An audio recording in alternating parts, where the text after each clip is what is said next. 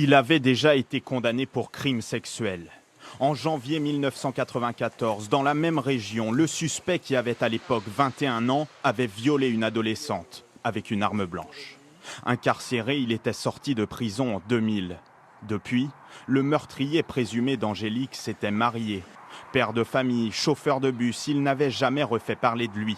Alors comment expliquer cette récidive tant d'années après son premier passage à l'acte ?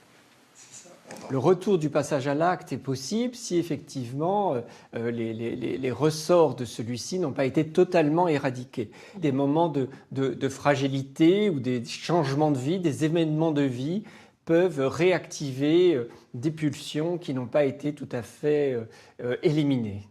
L'homme était inscrit au FIJES, le fichier des délinquants sexuels créé en 2004. Les noms, prénoms et adresses de plus de 78 000 personnes y figurent aujourd'hui.